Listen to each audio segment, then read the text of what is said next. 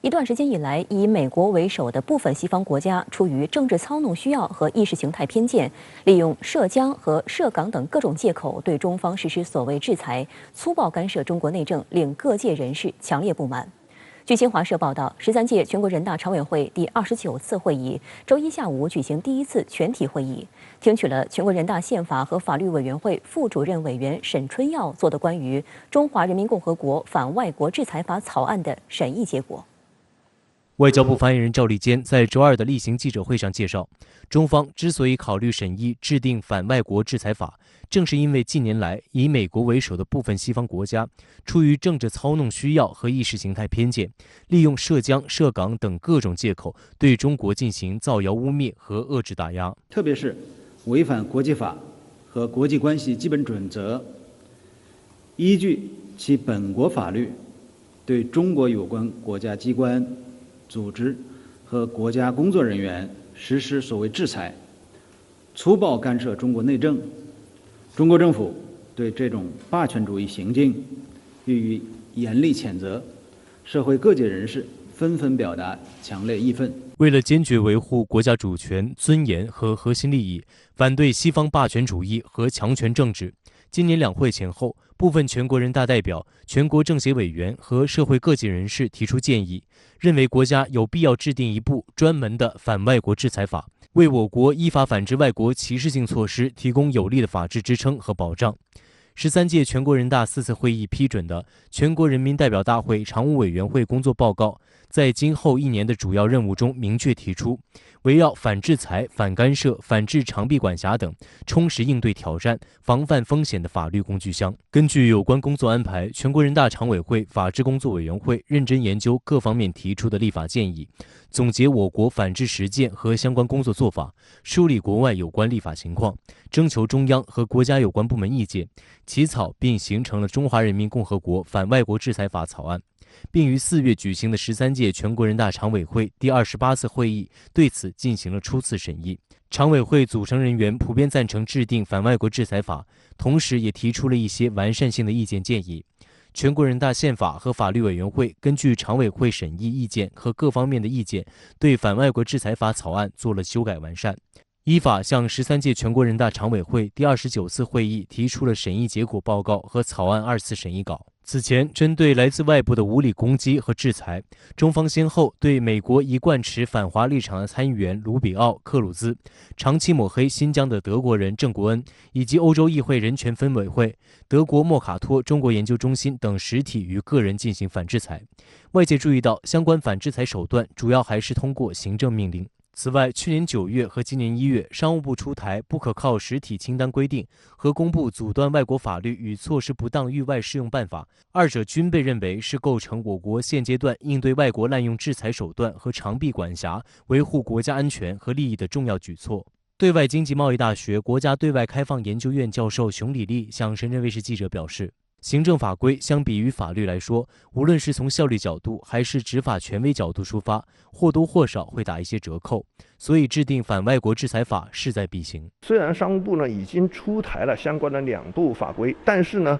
作为反外国制裁法，实际上它的目标指向性更加明显，而维权的力度呢也会相应的更大。说到底呢，反外国制裁法实际上它是更加的有的放矢，针对呢有关国家对中国的无理制裁，实际上具有更加强大的法律基础作为回应，同时呢也使得各部门能够将力使在一处。这样的话，实际上对于未来的维权呢，一定会有更加可观的正面效果。熊礼立认为，美国通过国内法实施长臂管辖，虽然通过披上法律的外衣，妄图占据舆论和道义的制高点，这对于中国就意味着非常有必要制定相应的反外国制裁法案，从机制上和系统上来应对美西方的所谓制裁。实际上，相关做法是国际通行的。此前，欧盟就曾针对美国的制裁通过欧盟阻断法，明确列举了若干美国域外适用立法，要求欧盟自然人和法人不得遵守列明立法以及据之作出的任何决定、判决或裁决，以此阻断和抵消美国制裁措施对欧盟自然人和法人的适用效果。作为长期被美国制裁的国家，俄罗斯也曾于2018年6月通过关于影响反制美国和其他国家不友好行为的措施的法律。旨在保护俄罗斯的利益、安全、主权、领土完整以及公民的自由和权利免受美国等国不友好举动的侵害。中国出台反外国制裁法案，实际上呢，表明中国也开始利用法律武器来维护自己的合法权益。未来呢，中国在国际上的维权行动将更加的有法可依，具有更加强大的法律保障。自2019年修例风波以来，美国多次粗暴干涉中国内政及香港事务，尤其是在去年6月香港国安法落地生效后，美国会出台所谓香港自治法，赋予美政府以金融方式制裁实施香港国安法的24名内地及香港官员。被美国列入制裁名单的香港特区行政长官林郑月娥此前在接受媒体采访时坦言，美方行动确实给他的生活带来些许不便，使用信用卡的时候受到限制，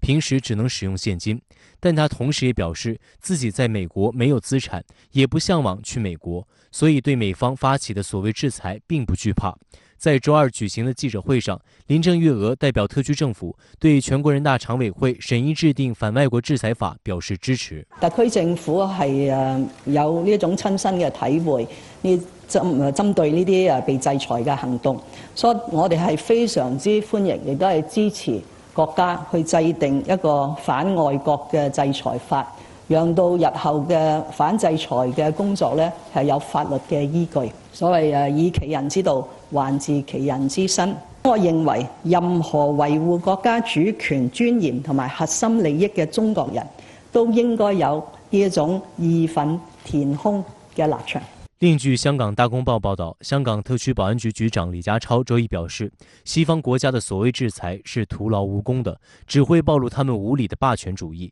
我們對此作出反制，以維護國家主權和尊嚴，保障國民合法權益是理所應當。反外國制裁法草案提交全國人大常委會進行審議，也引發國際上的廣泛關注。美國彭博社的報道指，光是在前總統特朗普的任期內，美國就對至少45名中國官員進行制裁。儘管後來中方對參議員盧比奧和克魯茲進行了對等反制，但由於美元在國際金融貨幣體系中的主導作用，中方之前的反制措施效力不足。此次轉而走立法途徑，顯示中國反對外部勢力干涉內政的決心。路透社周一的報道則提到，全國人大常委會審議反對外國制裁的法律草案，正是對美國和其他國家以所謂中國新疆地區涉嫌存在侵犯人權現象為由，對一些中國官員實施制裁的有力反擊。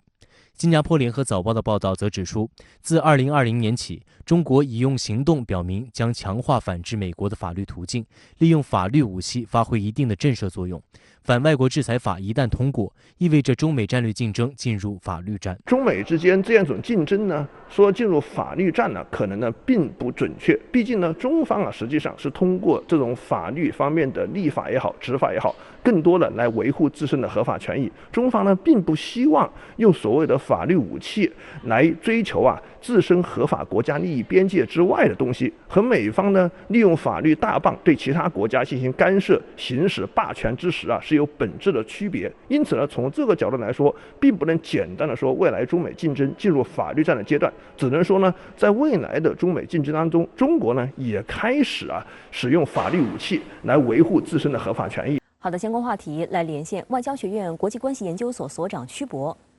曲先生你好。反外國制裁法草案提交審議，在如今的國際大背景下，您是如何評價其必要性和重要性的呢？我覺得這個法案非常重要。那麼主要從3個方面來看吧。第一個方面呢，我們都知道，就是當前中美關係競爭日趨激烈的這個情況下，那麼美國呢現在採取了很多對我們的小動作，那麼包括這個聯合盟友。一起呢干涉中國內政，那麼干涉中國的這個人權問題，那麼這些方面呢，都對我們社會主義現代化建設呢構成了這個嚴重的干擾，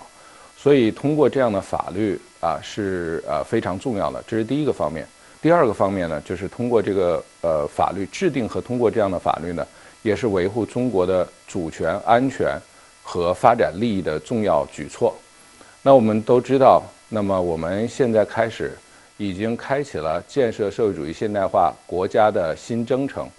那麼在這個裡面呢，我們一定要維護一個穩定和開放的世界經濟，我們一定要維護一個穩定的國際和平環境。那么所以这样的一个这个法律的通过呢，一定会威慑那些干扰我们进程的这些国家和行为体。那么第三个呢，通过这样的法律，也是和中国的国家地位和中国的国际声望是相联系起来的。